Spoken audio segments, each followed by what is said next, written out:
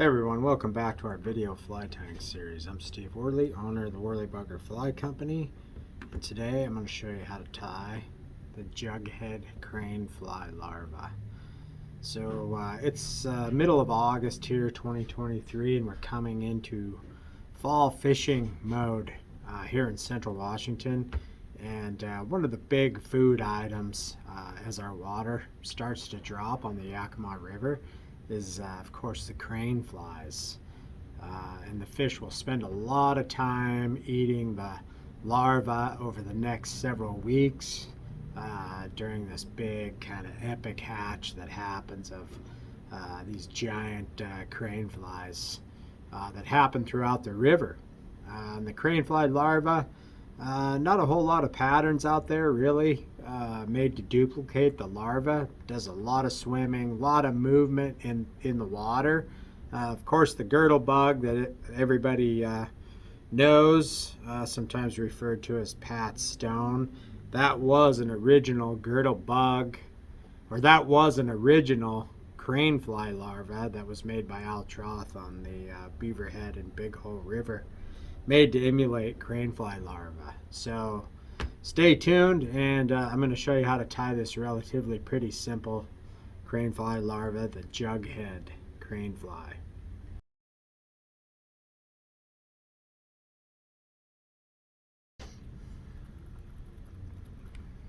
So just start your thread behind the bead. There's not a whole lot of material to this fly. Just build the thread base to the band there. It's really only got three materials: the thread, the dubbing brush, and the dubbing and the rubber leg. So 4 materials. To build our body on this fly, we're going to use this Woolly Critter dubbing brush. It's got little rubber legs kind of intricately built into it, which give it a lot of movement in the water, which I was saying in the intro there. The craneflies, do a lot of swimming and a lot of moving through the water. So the first thing that you're going to do is just kind of get a measurement of your shank length there, and then we're going to double this up. And that's going to be the tail.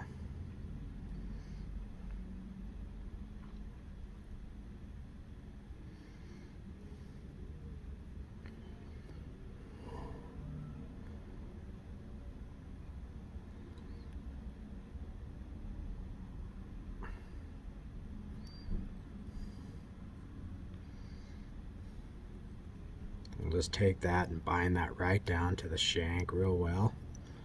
And then just because it's a dubbing brush, we'll just take and we'll make a few twists and turns in it just to tighten it down, and then make a few more thread wraps through where you tightened it, and then just to overall secure it in place, we'll just make a half hitch through there. That will keep that extended body in place.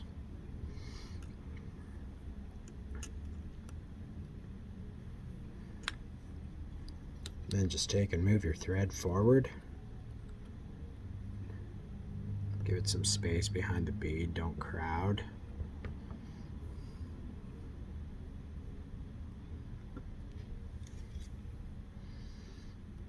Then what you're going to do is start wrapping your brush forward, pull tight, hold that tail so it's nice and flat.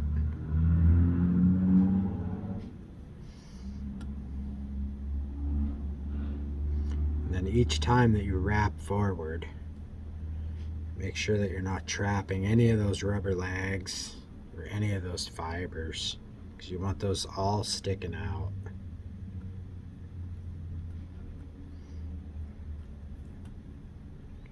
You want as much movement as possible. So just comb it back with your fingers.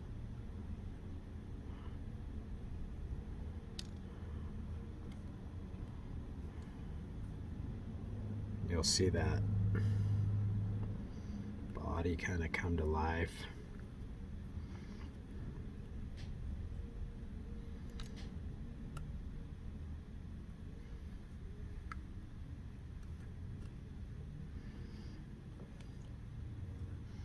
Get as many of those rubber legs tied into that body as you can. And then when you've got just a good space behind the head there, 1/8 of an inch or so, just for a collar, and we'll bind our dubbing brush down.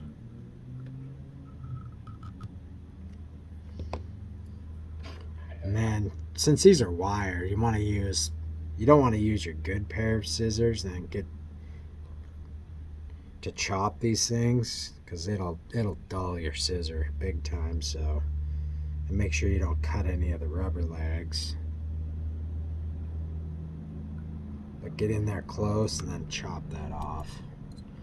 Set it aside. You'll be able to get 2 or 3 crane flies out of one dubbing brush. Okay, so your next item is, this is just a smaller version of the Spanflex legs from Hairline. These are called Daddy Long Legs. They're just a micro version. You want to grab about 4 or 5 strands of it, cut it off.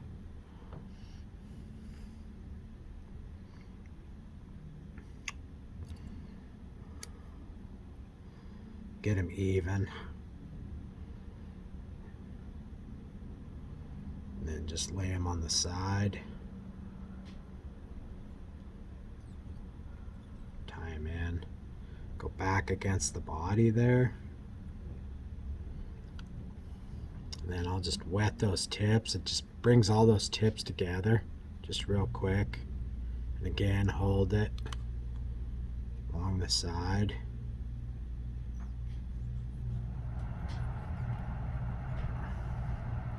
Tie them in, and then do your measurement. You want them about as long as the body. And that, again, that's just going to create a lot more movement on this fly when you're fishing it.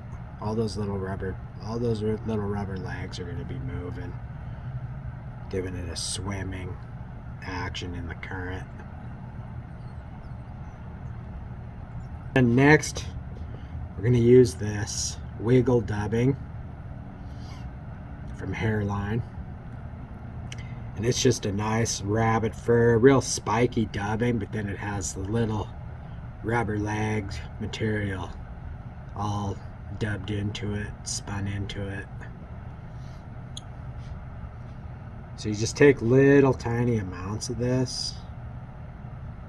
Make sure you get those rubber legs. That's the main thing that you want with this, is you want as many of them rubber legs as you can get. Because again, that's just going to add more.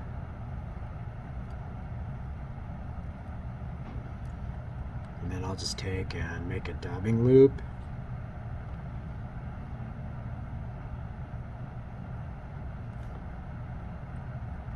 And we'll spin that.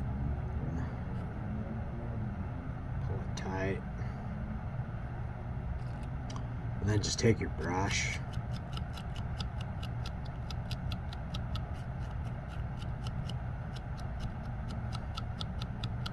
Brush that out. That'll make it really spiky and really get those legs sticking out everywhere.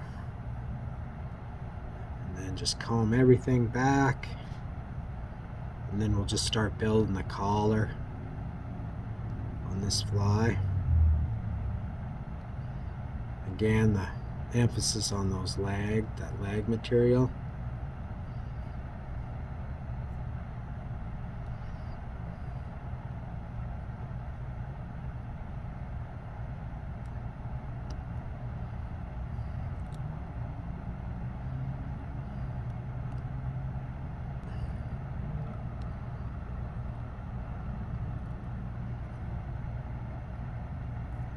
And we'll just half hitch behind that bead.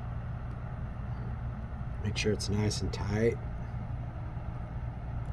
And cut your thread. And I'll just kind of comb that out a little bit. Try and anything got trapped underneath there. Get all those rubber legs, and then you can kind of just trim it up a little bit.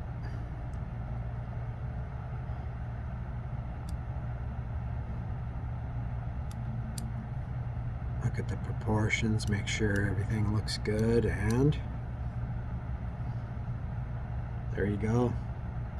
That is quick and easy, really productive, good cranefly larva pattern to nymph anywhere you have a good cranefly hatch, the Jughead Cranefly.